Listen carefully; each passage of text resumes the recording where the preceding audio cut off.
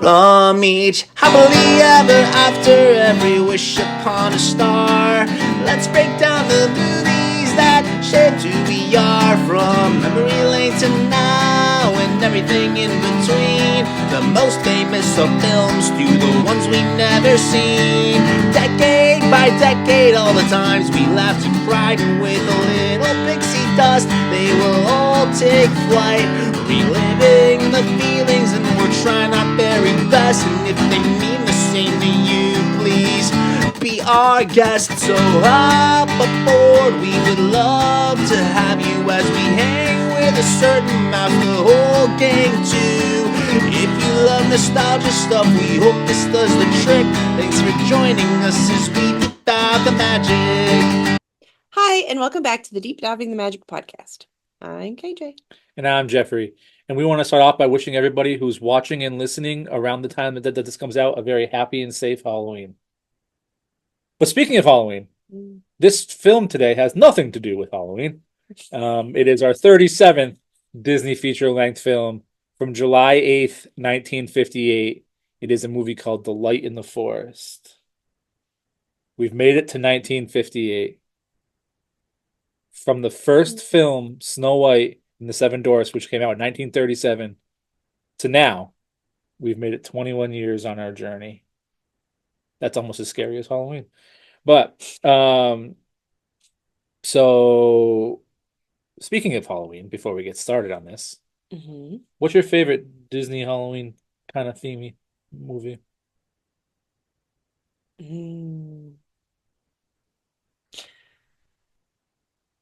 Can I pick Frankenweenie?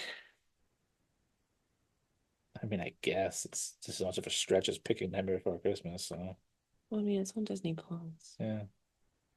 Frankenweenie's kind of my favorite. Okay, so, Well, what is yours? not the Twitches. My sister's watching. I guess I'll go with Nightmare Before Christmas, but I don't really consider that a Disney movie.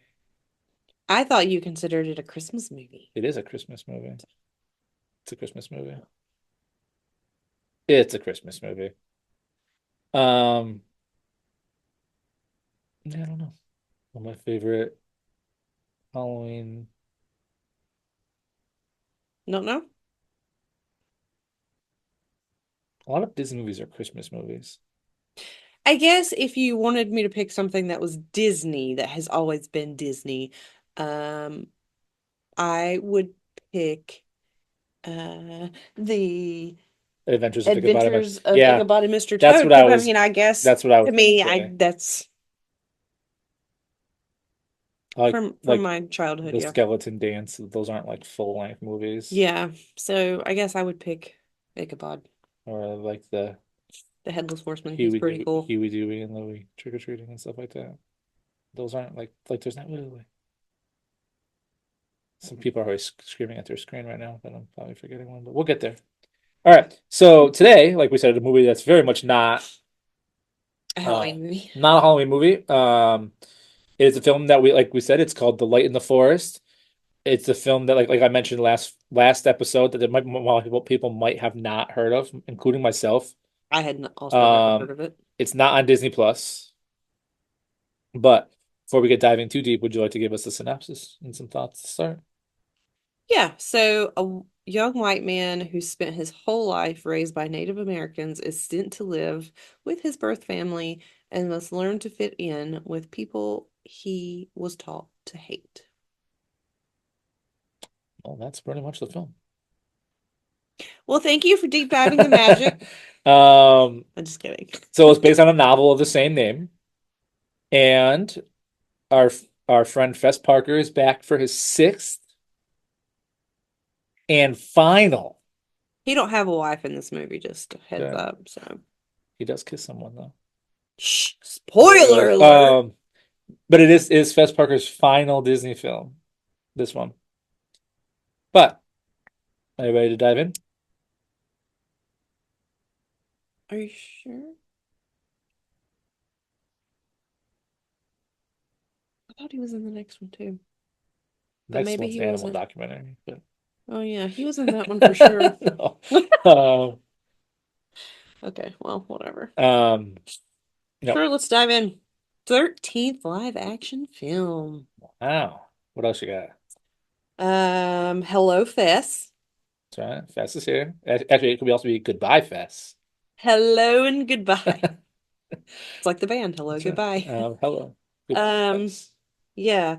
Um, I felt like this was another movie where the white man is just lying to the First Nations people. Um, I mean, basically he gives us all the white people you have and we won't ever attack you again. Sounds like a terrible idea to me. I feel like if they knew this was Fess Parker's last Disney movie, they were like, we're gonna have you be friends with the First Nation people because you've been fighting the First Nation people. But I don't think they knew it was his No. last. Um, but I mean, if you are First Nations people and you have a bunch of white guys come to your village and say, if you give us all the white people you have, we will never attack you again. We will make this treaty. At that point, I see red flags because at that point, what leverage do you have over the white people?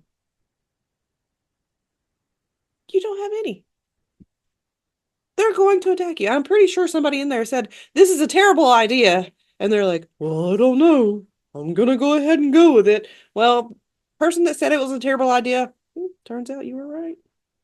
Anyway, I was looking up Halloween Disney movies over here. okay. The Haunted Mansion, which was a good one. The new Hey, Hocus Pocus. I'm happy you didn't say Hocus Pocus. But sorry, sorry to just to derail to us. go back, But go back on Halloween luckily there movies. wasn't like a glaring one that I missed. But I'm still going to think about it, Mr. Charles. But okay, so um, starts off. It says Walt Disney presents The Light in the Forest, and there's a song about looking for the light in the forest that plays as the camera pans through the credits through the forest in a very Alice in Wonderland flower scene tone song Hmm. entrance intro. We see some deer grazing, which will come back to play later, and then we hear the most abrupt sound. Beautiful scene. I'm talking this beautiful flowery music. There's deer, there's a whole forest, and then we hear the most abrupt sound that could ruin that, a bunch of bagpipes. So then we it cuts to this abruptly blasting bagpipes, and Hello, white people. yep, and we see a marching regiment marching through, and then we hear Fess narrating the film. Uh, we see some First Fest. Nation people of the Delaware tribe, which we'll be referring to them as the Delaware tribe, watching the march. They send their chiefs to talk with the leaders of the march, and they begin to attempt to discuss peace, but a lot of their talk is about how each side has killed the other side. Words such as murdered in cold blood, including women and children, and scalped in broad daylight were Lots of used. scalping. Lots of scalping in this, yeah. Um, Fess Parker's character is the translator between the two.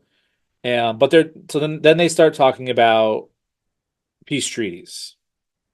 Um, but part of the peace treaty means that the white children have to be returned to their families. Hmm. Um, and then the council votes and they vote for the treaty. Hmm.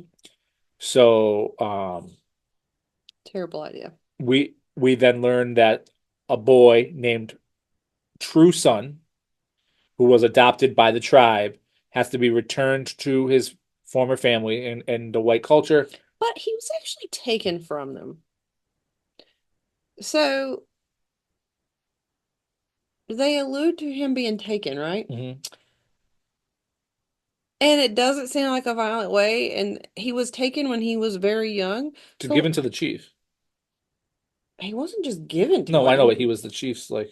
Yeah, but how come these white people didn't bother to come get their people? a long time ago. Like he's legit grown up almost Do you think primitive years here. that um this is what would have happened in the Westward Ho! The Wagons when they wanted the girl with the curly hair to go with the chief? No. Because it sounds like they took him and they had like other random white people scattered through their tribe. So, I mean, that which the people they had taken. So, I don't know. I mean, he was pretty happy that he was with them. But okay, we'll get there. Because Uh, he was so young, he yeah. didn't remember his family. So we learned that the white boy, again, his name is True Son, was adopted or taken, whatever, by the tribe. But he has to be returned per orders of the chief, and he does not want to go because he's a native at heart. Mm. The Delaware tribe people, they return the adopted non-natives, including some girls, some babies, and True Son. True Son really does not want to be there. He tries to attack Fez's character. Tries to poison himself. Yep, Yep, I was going to say that.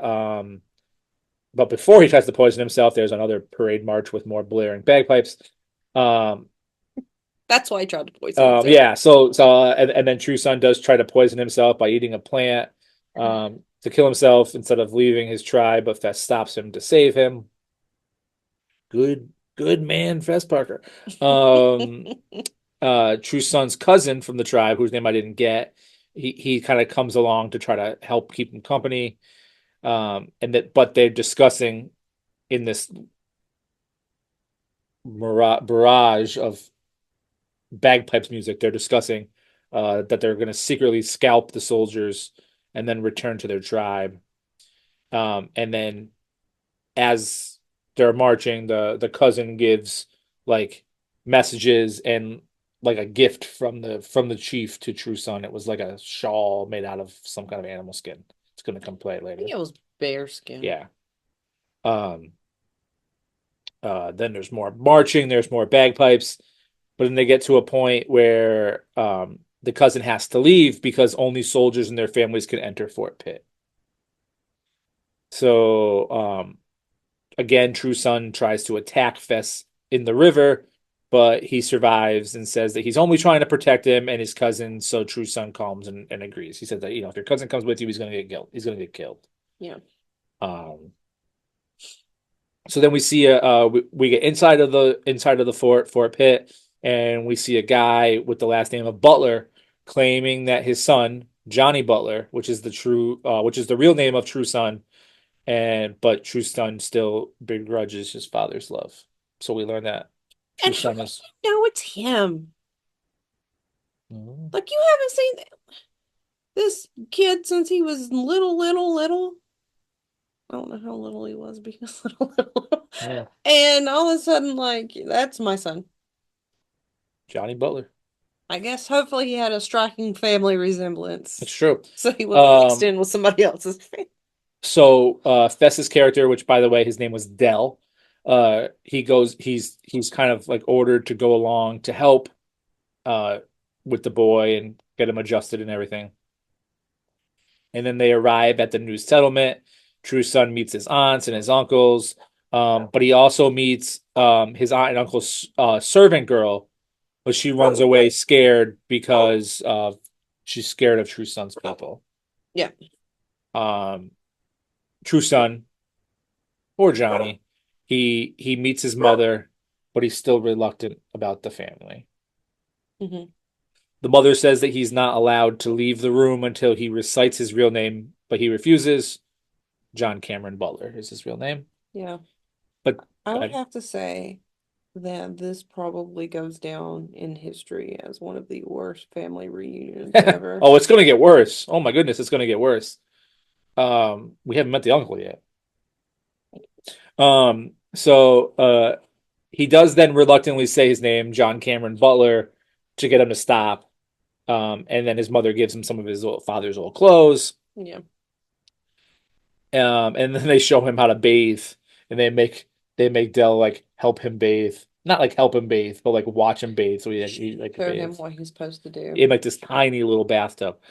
Mm. And these are the words from the film that Johnny slash True Son says. He says, "Indians no stink, white men stink." Something that he says. Um,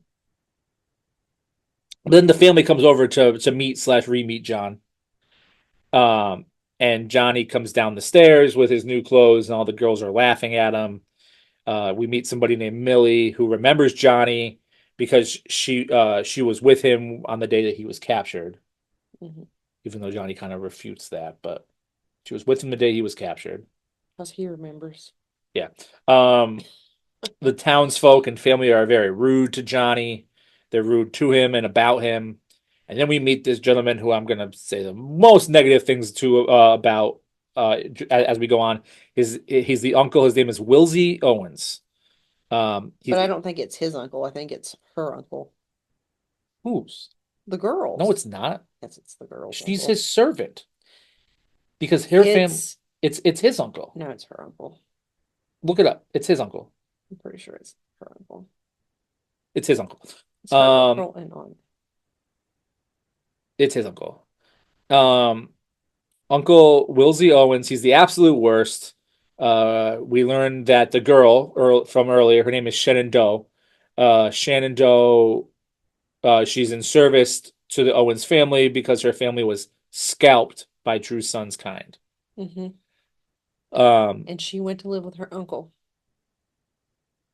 no, she went Yes. to live with, But she had to be his servant basically until she was 18. yeah, he's the worst. And it's definitely Johnny's uncle. But um, Owens is the leader of a group called the Paxton Boys. That doesn't really matter, but that was something that kind of came up there.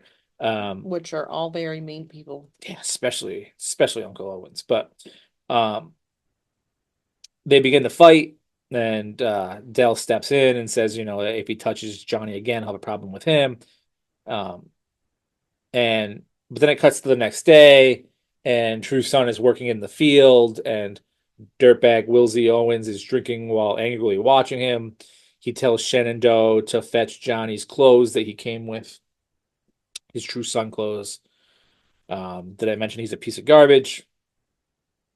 Yeah. Dell goes to the preacher around this time to ask for help with his military recruiting because that was part of the reason he was there was to recruit for the military. And the preacher tells him the perfect time to come is during target practice every Wednesday, which is a very wild thing to be sponsored by the church. Hey, we're the church. We sponsor this target practice. Probably not sponsored by them. It's probably just something that happens in the town. Well, don't refute this because all my jokes are ruined the rest of this episode if that's the case. No, I'm just kidding. No. So the church sponsors this target practice, which is wild to me. And then Johnny slash True Son is with the mother in the house, but he'd rather sit on the floor than in the chair. And the mother, Forced assimilation. yeah, she reads Bible verses to him and makes him read Bible verses back to her because they kind of agree on God and A like higher the power. higher power. And he basically tells her in the Delaware tribe, God has many names. Yes, he And he does. shares some of those with her, and she was like, "That's actually very beautiful. I Mhm. like that." Yeah, she's coming around to him. Yeah. But then True Son hears the target practice, uh, and he gets upset because as he goes to look, he realizes that they're shooting at his clothes and his bare skin, that Owens got earlier because he's a jerk. True Son comes running out into the field to try to retrieve the gift that he got from his native father. And Dell wins target practice because, let's be serious, he's David Crockett, so of course he did. There's a lot of Davy Crockett hats too. Yeah, they know that Fest is on his way out, so they're like, well, let's just They pour it do all in. not know. So Dell wins target practice, and then it cuts to a scene where Johnny is like shaving his head by just pulling the hair out of his head on his own. He's just like plucking the hairs from his head. When Shenandoah brings his mended clothes back to him and she apologizes for it earlier. But then again, she runs away. But this time, he chases after her and asks her about the scalped family story because he said it wasn't his tribe because his tribe wouldn't do that. Mhm. And then at the same time, they see a deer, so then Johnny goes to follow the deer, and then unbeknownst to Johnny, Shenandoah also follows him. And it was around this time that I realized that like there's a lot of background music in this film, like not even his background, it's just like background music, and it's so loud in the mix of this. It's just like there's a lot of dialogue in this film, Mhm. and there's just a lot of music that's just like in your face in this film. But um, Shenandoah follows him into the forest, and she talks about how lovely it is, and she dreams about being free. This is what she tells him about being free, like the deer in the water. Um, and then this weirdest tradition I've ever heard. Um, that night, there's a dance organized for Johnny to possibly meet some people. Well, they're trying to help him No, assimilate this back into his. this is fine. This Yes. is this is okay. I'm okay.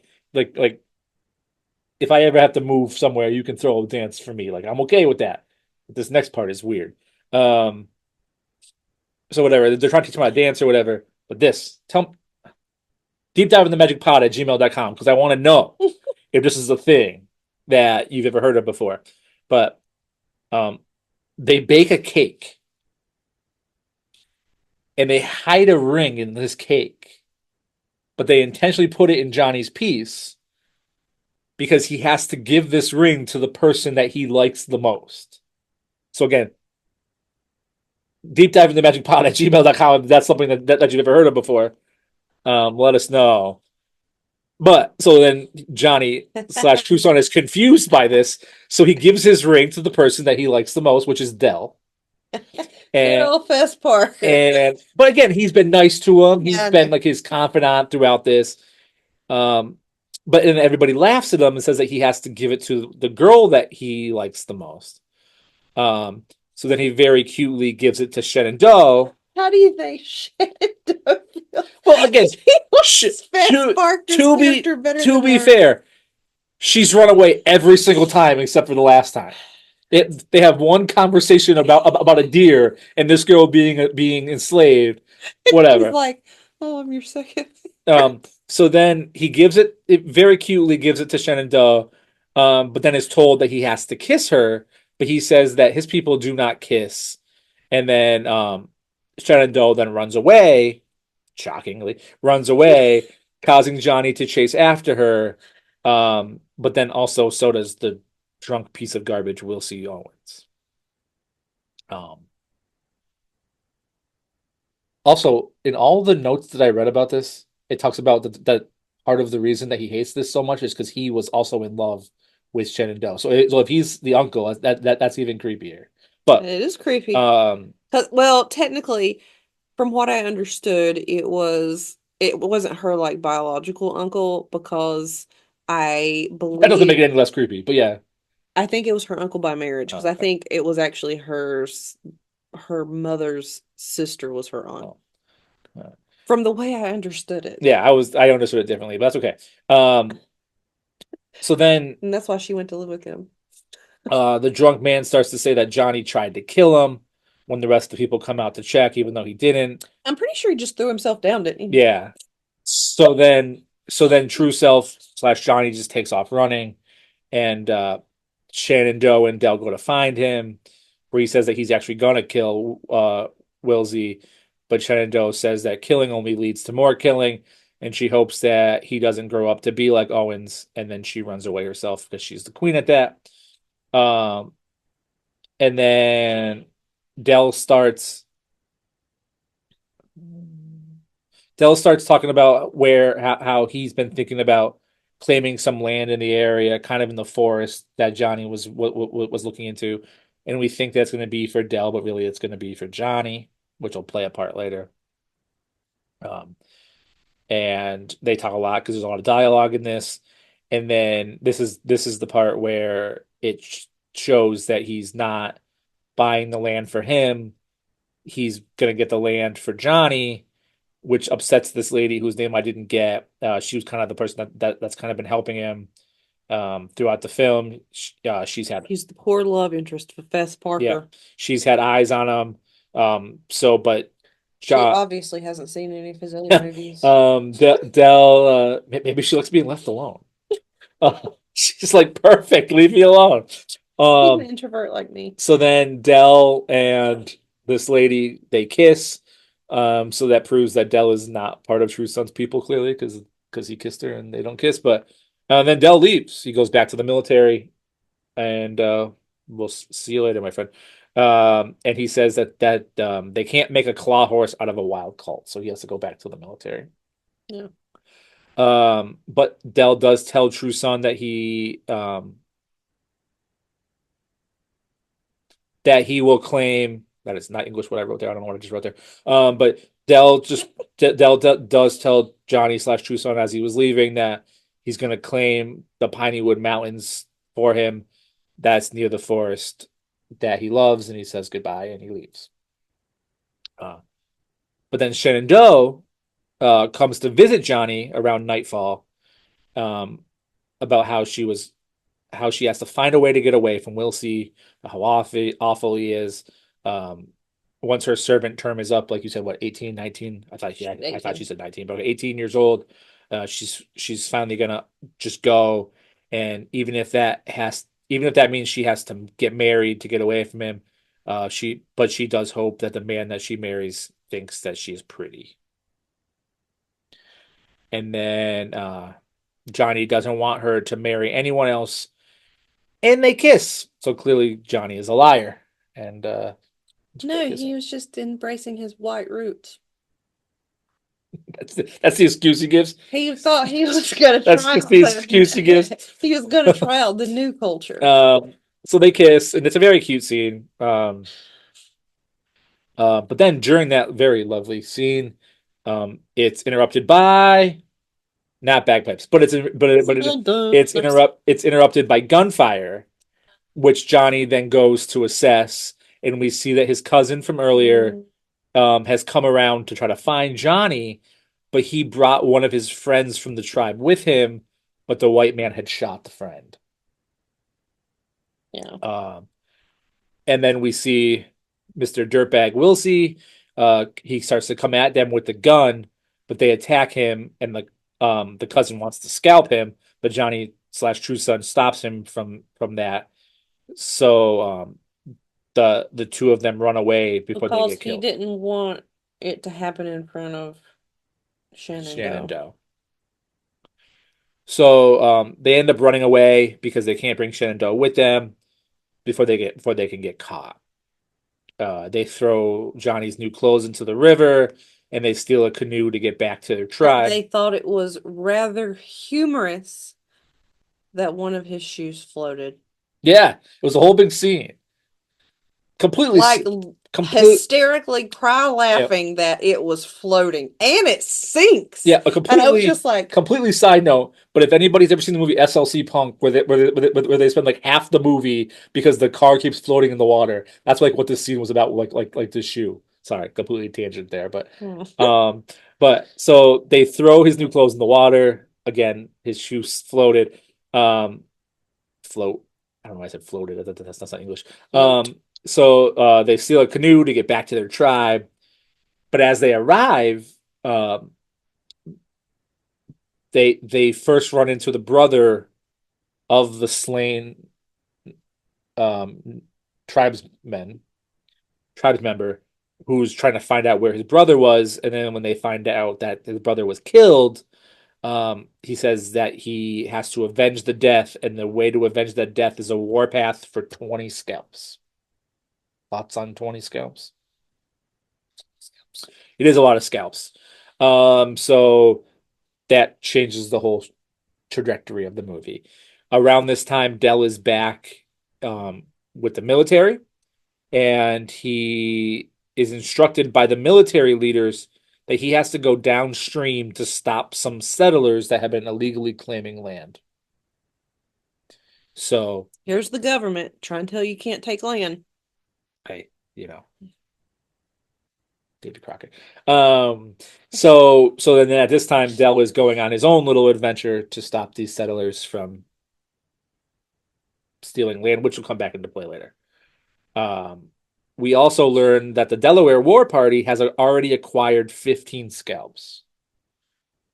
But Truson is upset about this because some of the scalps are from children And women. and women and children. And he said that his people do not fight children and women, which is what he said earlier. But they said like it doesn't matter, basically, is what they 20 said. scalps is 20 20 scalps. scalps is 20 scalps, so he's upset. But then around the same time, Which I guess at that point finally starts to make him think that, there's good and bad on both, yeah. which is a quote from the last movie, not this movie, but so he's upset. But then at the same time, the scene cuts, and we see the settlers that Dell is going to try to find that are trying to acquire the land that the Delaware tribes people are currently on. Mm-hmm. So then the Delaware people are like, here's the rest of our scalps. Mm-hmm. So they convince Johnny / Truson to dress as a white man to con them in to finish their scalping. I know it's kind of convoluted, but it's kind of coming to a head. Mm-hmm. So he wades out into the water to try to get them to come in, but then at the last second he warns them to go to go back before they can get ambushed. But He talks. He's trying to get their attention, but I think he says brother or something. I don't know. Like the way he words his like help. yeah, The guy on the little boat is like, why does he say that like the natives? yeah. A white man doesn't say it like that. And the lady's like, I don't care. And I'm sitting Yeah. there thinking, he about to get everybody killed. But at the last second, he does warn them to go back. Yeah. Before they get ambushed, which then causes gunfire. A whole big gunfight, but they do escape. So at this time, though, True Son's tribe is very unpleased with him. They do vote to kill True Son, but his chief father stands up for him because he knows his son. But he does then tell his son that he's no longer his father and that he has to go back to his true family. He's no longer part of the tribe for what he did. He has to go back to his family. But at around the same time as this, Dell is arriving to stop the settlers, but the settlers tell them that they were ambushed and they talk the story, which Dell then realizes was True Son that warned them. Mm-hmm. So that's the trajectory back to He's the way probably it like, was. God, gotta go back and fix this again. I left him for 5 minutes. You're always leaving. So Should just stay. True Son has to hop in the water and leave his tribe because he's no longer part of the tribe. He's going back to where he was. It was actually a very sad moment. Correct. Yeah. So like I felt for him because he felt like I don't have my family that's raised me. I don't fit in with the family that I biologically belong to. I don't have anybody. But speaking of somebody that does care about him and family, Dell then does catch up with him. Perfect timing. Yep, he catches up with him in his canoe, and he tries to talk him into joining back at the settlement. Yeah. Johnny says that he has no people, but Dell is able to convince him to go back, mostly to protect Shenandoah from Wilsey. And there's good and bad on both sides. Yeah. So they go back, and they get back there when? Conveniently at the same time as Wednesday target practice. Sponsored by the church. God and guns. On Wednesdays we have target practice. God and guns. So but Wilsey Owens is far from pleased to see him. So Johnny says that he saved the white men from ambush and that they were and that from being scalped, and everything was all Wilsey's fault for shooting his friend for visiting. So this Johnny's blaming Owens. Yeah. So then they challenge each other to the most noble way to settle any kind of dispute, a game of checkers. No, I'm just kidding. They decided they're gonna have a fist fight, but Johnny doesn't know how to fist fight. Which I find very interesting. Yep, Johnny doesn't know how to fist fight because they don't do that in his tribe. So Wilsey has the upper hand. He's knocking Johnny down with one punch, and then he's dancing around like a weirdo. He is dancing around, gloating It's that. getting a little too cocky. Yep. Um, And then the lady that we have no idea what her name is walks over to Dell and basically tells Dell, you need to tell him when to dodge and when to hit him, but do it in Indian so he can't yeah, understand. do it in his language. Yeah, so So he do it in his language so Owens doesn't know. yeah. But they also go and get Johnny's mother to help on this as well. So they start to give him tips, which then gives Johnny the upper hand. And then Shenandoah screams for Johnny to hit Owens for her, and he does. And the crowd ends up all getting behind Johnny. And Johnny wins the fight. Because I don't think anybody likes his uncle. God, he's the worst. Yeah.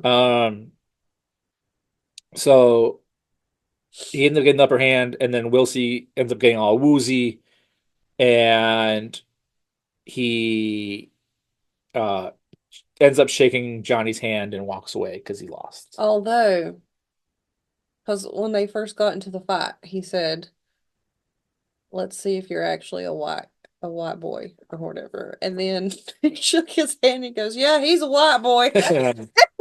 Walks off, and it's Yeah. like, what? Um, That's how you're gonna base your determination off him fitting in? I mean, He's a jerk, so I guess he had it coming, but whatever. true. So then Dell's lady friend runs over to give him a kiss, and then we see Shenandoah and Johnny walk away through the forest hand in hand while the song from the beginning plays again, Mm-hmm. and the end.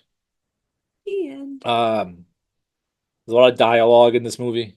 Even like the notes I read online were talking about how much dialogue there was in this movie. Yeah.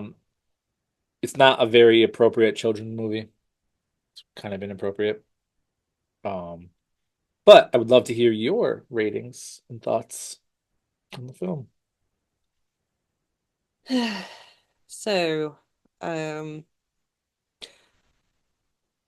IMDb rated this a 6.4. Okay. I rated it a 7. A 7. Okay. I'll see your 6.4 and raise you a 7. Any specific reason, or you just enjoyed the overall Um, arcing of everything? I thought it was a pretty good story, of someone that doesn't fit in, learning to fit in, but at the same time being true to themselves, I guess. So it's not like he's completely changing who he is. He's learning who he is and still being himself, and found family, which is actually his biological family. So, and then Fess had mentioned that he was going to buy land and told the lady that. So he was going to kind of like stick around too. So, I mean, he has family there. And okay, I'm not gonna lie. Owens is It was the worst. fight scene at the end, and the uncle got whooped, and I was just like, "Yep, that's gonna get a 7." No, it was good. It was a good It was movie. good. It was enjoyable. There was a lot of inappropriate parts to this film. Like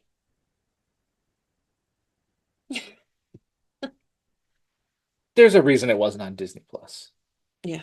But if you're a completist like us and would like to watch it, we would love to know what you think of it, or if you've already seen it, or if it's already your favorite, or if...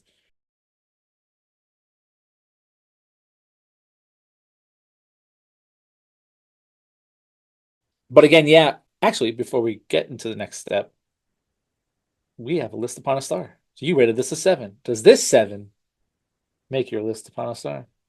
No. No. So what is your definitive current list upon a star? So I've still got Dumbo, Lady and the Tramp, The Three Caballeros, Peter Pan, Alice in Wonderland, Fantasia, Saludos Amigos, The Adventures of Ichabod and Mr. Toad, Johnny Tremaine, and Bambi. Well, my list upon a star to start the year 1958 is also staying the same. I did enjoy this, but it's also going to stay the same. And mine is Peter Pan at number one, Alice in Wonderland at number two, Pinocchio, The Adventures of Ichabod and Mr. Toad behind that, then Snow White and the Seven Dwarfs, Lady and the Tramp, The Three Caballeros, Cinderella, Dumbo, and Lady Tremaine.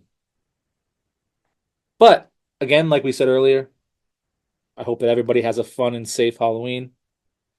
And if you're going as a Disney character, deep dive in the magic pod at gmail.com. We would love to know. But our next episode, is it going to be a scary one? Is it going to be a Halloween one? No, it's not. We're diving back into the true life adventure animal films. And with a film that is surrounded by lore, we will let you read about the lore before we talk about it in the next episode. From August of the same year, it is a film called The White Wilderness. Yeah. Is there anything you'd like to say before we wrap this up? No. Have a safe Halloween. Bye. Thanks for deep diving the magic.